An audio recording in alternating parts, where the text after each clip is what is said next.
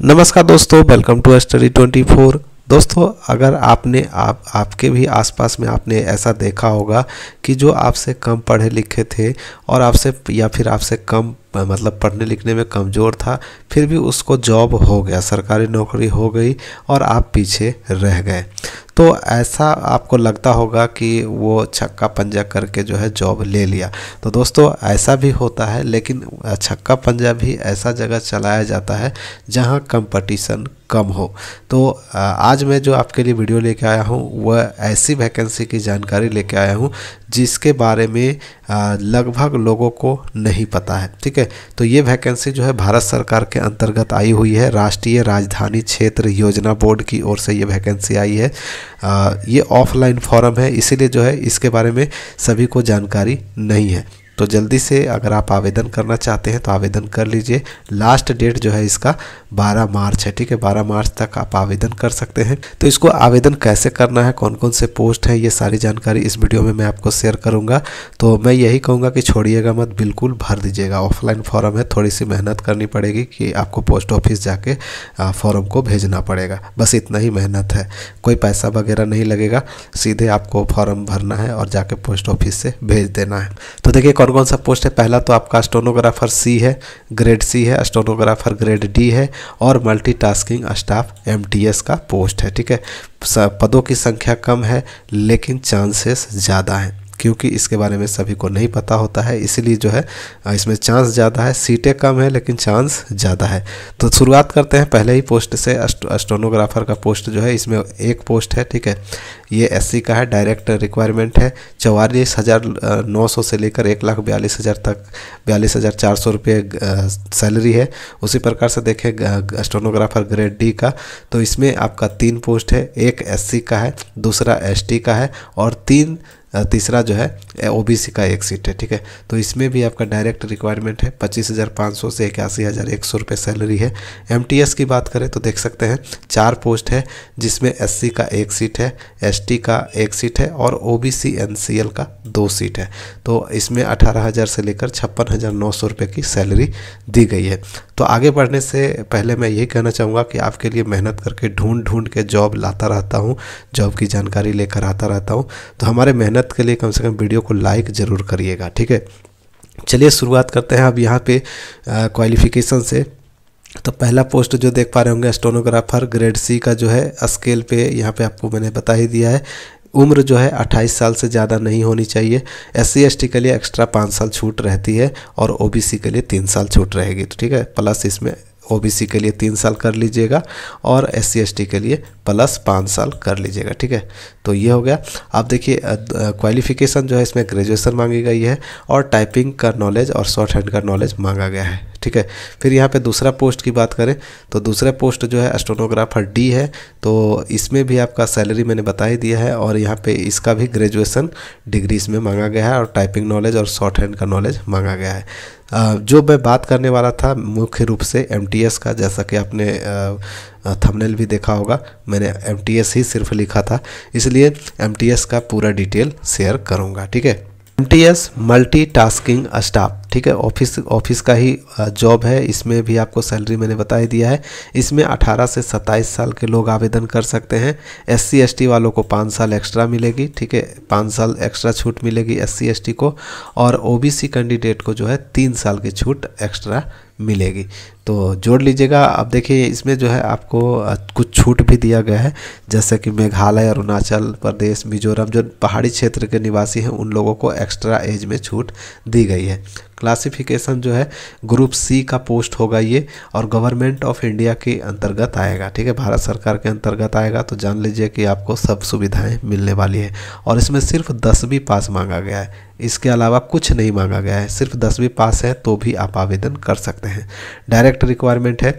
अब देखिए यहाँ पे आवेदन करने का डेट जो मैंने आपको बता ही दिया कि 12 मार्च है। 30 दिन दिया गया है कि जिस दिन ये नोटिफिकेशन प्रकाशित की गई है उस दिन से 30 दिन तक जो है लास्ट डेट दिया गया है। तो मैंने जब जोड़ा तो 12 मार्च आ रहा था लास्ट डेट, ठीक है। तो 12 मार्च तक आप आवेदन जो है वो कर सकते हैं। अब देखिए इसमें चयन जो है रिटेन एग्जामिनेशन के माध्यम से की जाएगी और स्किल टेस्ट जो है आपका जो स्टेनोग्राफर पोस्ट है उसमें स्किल टेस्ट लिया जाएगा। बाकी जो एमटीएस का पोस्ट है उसमें सिर्फ रिटेन टेस्ट ही लिया जाएगा और कुछ नहीं लिया जाएगा, यानी आपका सिर्फ एक परीक्षा लिया जाएगा और आपका चयन हो जाएगा। तो इसमें कंपटीशन कम है, इसलिए चयन होने का चांस भी ज़्यादा है। ये है इसका एप्लीकेशन फॉर्म जो आपको इसको भरना है, ठीक है। इसमें जो है सभी लोग आवेदन कर सकते हैं, किसी भी राज्य के हो, बिहार के हो, यूपी के हो, झारखंड के हो, कहीं के भी हो, आप आवेदन कर सकते हैं, ठीक है। आप देखिए एप्लीकेशन जो है किस पोस्ट के लिए आप आवेदन कर रहे हैं उस पोस्ट का नाम यहाँ पे लिख देंगे। जैसे एमटीएस का कर रहे हैं तो एमटीएस आप यहाँ पे लिख देंगे, ठीक है। जो भी आप पोस्ट के लिए कर रहे हैं उस पोस्ट का नाम यहाँ पे आपको लिख देना है, ठीक है। लिखने के बाद जो है यहाँ पे एक फ़ोटो जो है चिपकाना है, ठीक है। फ़ोटो चिपका देना है और इसमें आप जो है चश्मा वगैरह ना पहने हो, ठीक है।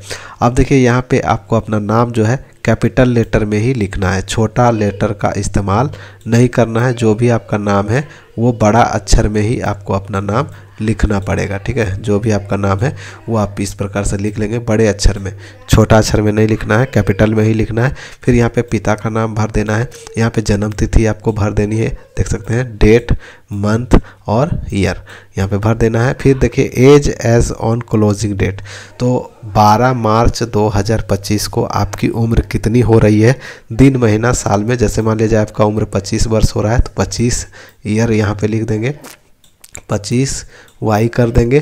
फिर अगर 3 महीना हो रहा है तो 3 एम कर देंगे, ठीक है, 3 एम कर देंगे। मान लिया जाए 21 दिन हो रहा है तो 21 लिख कर डी लिख देंगे। तो इस प्रकार से आप अपना जो है 12 मार्च 2025 को आपकी उम्र कितनी हो रही है इस प्रकार से आपको लिख देना है। नेशनलिटी आपका क्या है, इंडियन है तो इंडियन लिख देंगे। रिलीजन आपका क्या है, हिंदू, मुस्लिम, सिख, ईसाई जो भी है वो आप यहाँ पे लिख देंगे। यहाँ पे मोबाइल नंबर लिख देंगे, यहाँ पे ईमेल आईडी लिख देंगे और आपकी कैटेगरी क्या है। कैटेगरी में देख सकते हैं SC ST OBC NCL EWS PWD जो भी आपका है, जनरल जो भी है वो आप यहाँ पे लिख देंगे। हालांकि जनरल का सीट नहीं है तो जो भी आपका कैटेगरी है वो आप यहाँ पे लिख देंगे। एड्रेस यहाँ पे पूरा लिख देंगे, पत्राचार का पता, कॉरस्पॉन्डेंस एड्रेस, ठीक है, पत्राचार का पता यहाँ पे लिख देंगे। और यहाँ पे अब जो है परमानेंट एड्रेस आपका यहाँ पे लिख देंगे, ठीक है। पूरा एड्रेस लिखने के बाद एजुकेशनल क्वालिफिकेशन लिखेंगे। तो इसमें 10वीं पास मांगा जा रहा है तो 10वीं का डिटेल पहले भरेंगे। अगर आपने इंटरमीडिएट कर रखा है तो इंटरमीडिएट का भी डिटेल फिल कर देंगे। उससे आगे अगर कुछ पढ़ाई कर रखे हैं तो उसका भी डिटेल आप यहाँ पे फिल कर सकते हैं, ठीक है। अगर आपके पास कोई पोस्ट एक्सपीरियंस है तो भरिएगा, नहीं तो इस पोस्ट को जो है इसको आपको खाली रखना है, कोई दिक्कत नहीं है, इसको नहीं भरना है, इसको खाली रखना है। फिर यहाँ पे जो है आप देख सकते हैं detail of payment of application fees, DD IPO online mode x, जो भी आपका है वो आप लिखेंगे। जैसे SC ST तो SC ST को कोई पैसा नहीं लगेगा, तो ये जो शब्द है एक्सेप्टेड छूट वाला वो आप यहाँ पे लिख देंगे, ठीक है। अगर आप OBC हैं और BC वगैरह से हैं तो आपको जो है देख सकते हैं यहाँ पे मैं आपको नोटिफिकेशन दिखाऊंगा कि कितना पैसा आपको लगेगा। ऑनलाइन माध्यम से भी जमा कर सकते हैं या फिर IPO खरीद के भी फॉर्म के साथ भेज सकते हैं या डिमांड ड्राफ्ट DD बनाकर भी दे सकते हैं।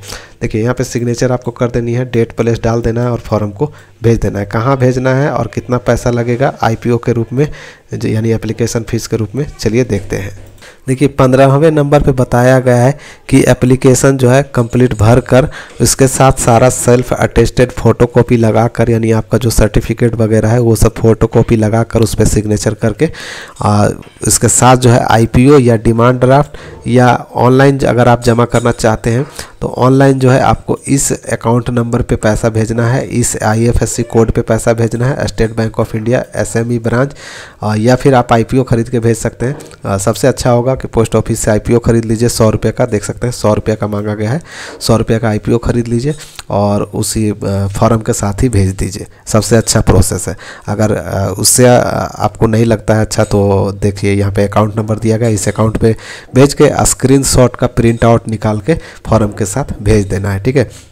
और जो मैंने आपको फॉर्म में दिखाया था कि फॉर्म में आपको लिखना भी है, तो आप अपना डीडी दिए हैं, आईपीओ दिए हैं, जो भी दिए हैं, या फिर ऑनलाइन मोड से किए हैं तो ऑनलाइन मोड से किए हैं तो ऑनलाइन मोड लिख दीजिएगा। फ़ोन पे, गूगल पे, जिससे भी आपने पेमेंट किया है वो लिख दीजिएगा और ट्रांजैक्शन नंबर वगैरह लिख दीजिएगा। और उसका जो है प्रिंट आउट जो आपने स्क्रीनशॉट लेंगे पेमेंट का, वो आपको प्रिंट आउट निकाल के साथ में फॉर्म के साथ में भेजना अनिवार्य है। फॉर्म कहाँ भेजना है तो देखिए एड्रेस दिया गया है, the member secretary NCR planning board, first floor, core 4B, India, habitat centre, Lodhi road, new Delhi, pin code 110003। तो इस एड्रेस पे जो है आपको अपना फॉर्म भेजना है। ठीक है, तो सारा कुछ मैंने आपको बता ही दिया है। रिटेन वगैरह से जो है आपका चयन किया जाएगा और ये भारत सरकार का है, गवर्नमेंट ऑफ इंडिया का है, तो कोई दिक्कत है ही नहीं। आपके मन में हो रहा होगा सवाल कि ये फॉर्म कहाँ मिलेगा, फॉर्म कहाँ से मिलेगा और ये नोटिफिकेशन कहाँ से मिलेगा। तो दोस्तों चिंता करने की बिल्कुल कोई दिक्कत नहीं है। आप आ जाइए रोजगारबिहार.com पे। ठीक है, रोजगारबिहार.com पे आएंगे तो यहाँ पे देखिए आपको देख सकते हैं यहाँ पे जो आपको ज्वाइन व्हाट्सएप ग्रुप दिखाई दे रही है, बस इस पर आपको क्लिक कर लेनी है। क्लिक करने के बाद जो आपको यहाँ पे लिंक देख सकते हैं, यहाँ पे व्हाट्सएप चैनल है, इसको फॉलो कर लीजिए, ग्रुप में डाला हुआ है। या फिर देख सकते हैं टेलीग्राम जो आपको दिखाई दे रही है, इस पे आपको क्लिक करके टेलीग्राम ज्वाइन कर लीजिए। वहाँ पे आपको डाला हुआ है, वहाँ से आप इसे डाउनलोड कर सकते हैं। ठीक है, तो उम्मीद करता हूँ वीडियो आप लोगों को पसंद आई होगी। तो ज़्यादा से ज़्यादा वीडियो को शेयर कर दे, चैनल को सब्सक्राइब कर ले पल पल की अपडेट के लिए। मिलते हैं किसी नेक्स्ट वीडियो में नेक्स्ट अपडेट के साथ, तब तक के लिए बाय। जय हिंद, जय बिहार, ऑल द बेस्ट।